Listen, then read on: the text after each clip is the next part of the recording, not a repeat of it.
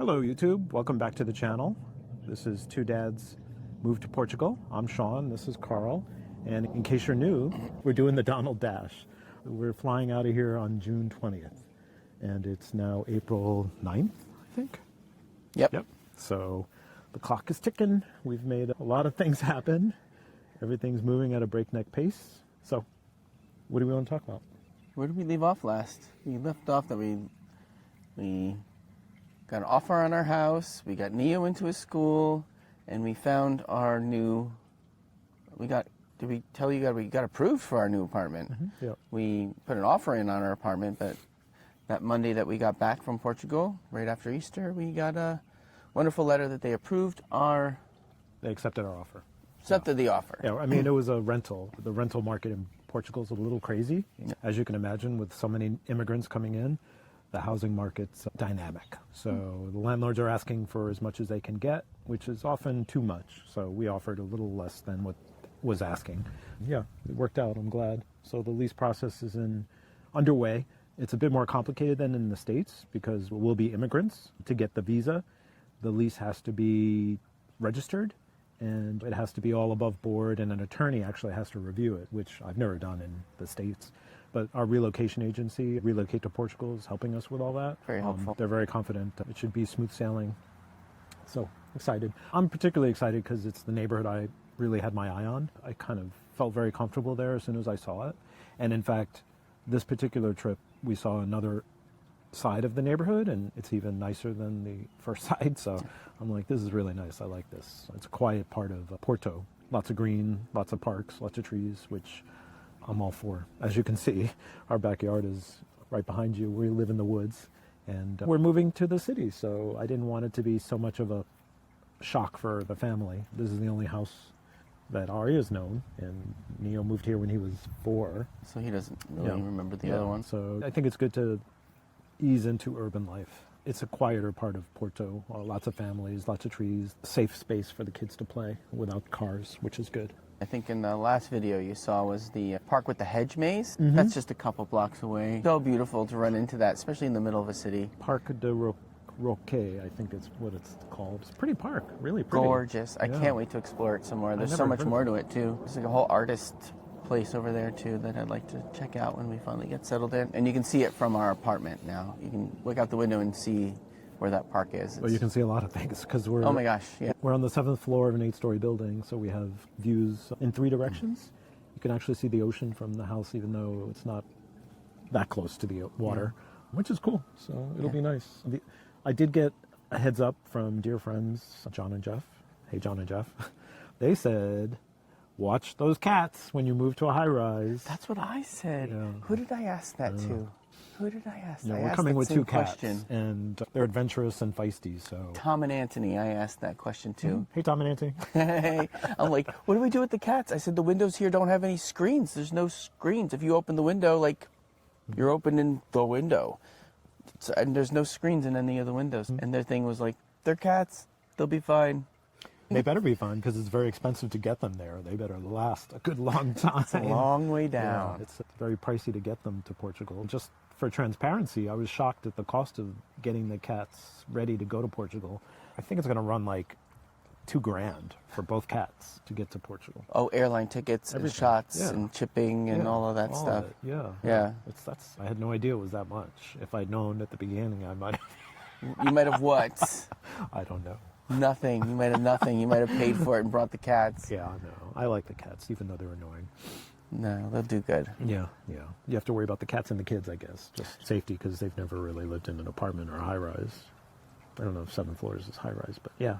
Yeah, it's pretty high. I mean, when we were on the balcony of the apartment, Aria was like shaking the banister, testing it, and I was like, no, don't test it. Don't do that. Yeah, so we're going to have to be mindful and extra vigilant. Yeah, but it's beautiful. We're very happy. We're very fortunate to find the apartment that really would fit our family. Great part of town. I'm super excited. I was a little nervous about just changing from our house to an apartment in the city, but I think this is going to be a really good fit for our family. So super excited about that. So it was approved on Monday. That was great. Yeah. So what was good was the airport security situation. Oh my God. Because when we flew to Porto, Homeland Security was shut down. The funding was terminated and people were working without pay for weeks. And they were saying there were 5-hour lines at the airport to clear security. So we got there extra early, and we had like a 15-minute wait, I think, maybe going in. And then every security line after that was easy breezy. What really impressed us was in Europe, in Barcelona in particular, they have the regular security lines, but then they have a family line. That was so... Yeah. I felt so seen. It was so nice to be... Given the VIP treatment? I mean, there's something about, like, adults and kids going through lines together. Like, this just felt so less stressful. Oh, yeah. Well, I mean, it's not crowded, right? They were literally shooing people away that didn't have kids, because, of course, people were trying to play like, oh, I didn't know. And so they were actually shooed away. And we went through Barcelona twice, and both times it was so easy. It was less stress. Yeah, there was no stress at all. It was really chill. Pleasant. You would get priority boarding with your family as well, even though we're flying coach. They boarded us with business class, which was really nice. And they were looking for families with kids and pulling them up, which VIP treatment, I'm all for it. It was just nice. It was really pleasant to travel with kids. It really made things a lot easier. Where in the United States, you don't get that. Everybody waits in the same line for the same thing. Unless you're paying for business class. That was a pleasant surprise, and it really made me feel like, oh, wow, okay. It just made things so much easier, especially traveling so far and so long. So that was a plus. The air travel, hopping around, because we didn't fly directly to Porto. We flew to Barcelona, Lisbon, and then Porto. And people were concerned for us because it was a challenging itinerary, but it worked out. It wasn't that bad at all. And the airports in Lisbon and Barcelona were really impressive. Barcelona in particular, you clear security and then you have, of course, all the restaurants and stores. But they had a giant courtyard in the structure that was open air, and you could get your son outside, eat outside. Kids were playing soccer while they were waiting for their plane outside. It was so nice. So much area, too. I mean, it was almost like a park at the airport. It made the time go by so quickly. It really did. It really made it very pleasant just to be waiting outside with fresh air instead of being cooped up in a tight little seat. It was very, very nice. And Lisbon, I love their I don't know, what do you call it? Where you're waiting for the planes, and there's like their whole like center section with the shops and the food and the food court. So good. The choices of food there are fantastic. Lots of options. Of course, airports being airports, they were pricey, but at least the quality was good. At least you got decent food. Even the JFK food was pretty decent, because that's what we flew out of, was JFK. Most expensive hamburger ever, but it was good. Right? But it was good. A good burger. It was a good burger. Well, that's the update. That's the download. What have we been doing this week? Lots of paperwork, lots of calls, trying to figure out the logistics. We're going to get a storage container and start packing it up with our stuff. We're trying to finalize the shipping to Portugal.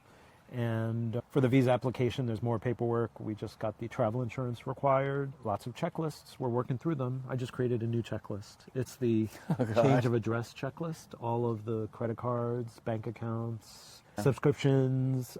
We have to change all those addresses. So it's a lot. You should do a whole other video or something of all the things you're doing. You're doing I'm doing like the decluttering and the physical stuff. You're really doing the mental load of all the planning and the stuff and the correspondence back and forth with the relocation person and the housing person and all the and the copies and the fingerprint. You're doing a lot. So I'd already created a video where I explain how I keep track of everything. I'm using AI, a couple of agents that I set up that are experts in finance, in Portugal, laws, immigration laws, and a couple of different specialized agents that keep track of everything that needs to happen. And they actually nag me. They send me reminders throughout the day, like, did you do this? Did you do this? So it's very helpful to have an extra pair of eyes, if you will. I'll link to the video up here if you're interested.